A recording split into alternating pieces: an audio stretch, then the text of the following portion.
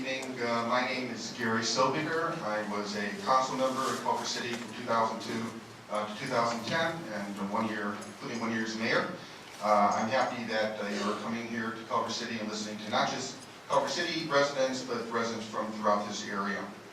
The notice for today's meeting states that the purpose is to gather information to use in creating regulations governing fracking. But that's taking a few steps ahead of where we should be today.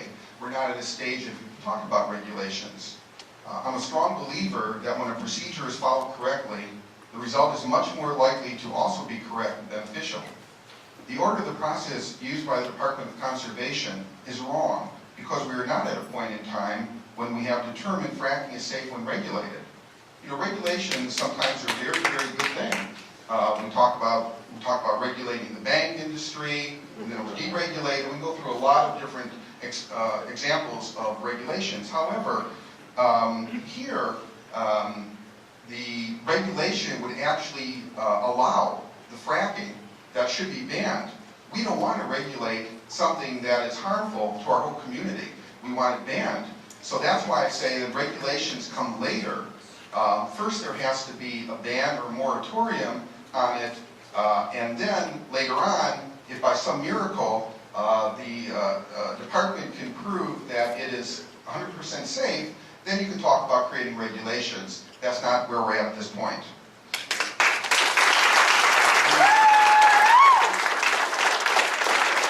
And I've always thought of regulation as something that is done to provide information to a statute that's already been passed.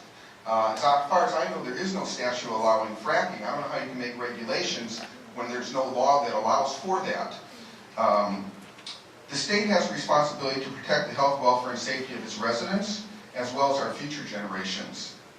Therefore, using what we know about fracking, including the threat of creating earthquakes, the toxic chemicals used in fracking, the destruction of our water and air supply, and much more, you've heard this many times through all of your tours, this department should immediately place a ban on all hydraulic fracking in California.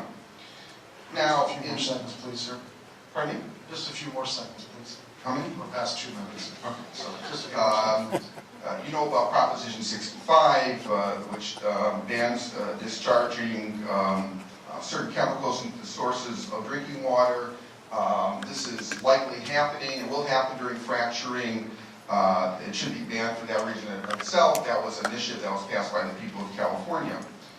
The people of California look towards our elected officials and government employees to protect the residents over protecting the obscene profits made by the oil companies. Now, Suzanne, are you still here? Yes. Yeah, wherever you are. Suzanne made a suggestion about a hunger strike, is that right?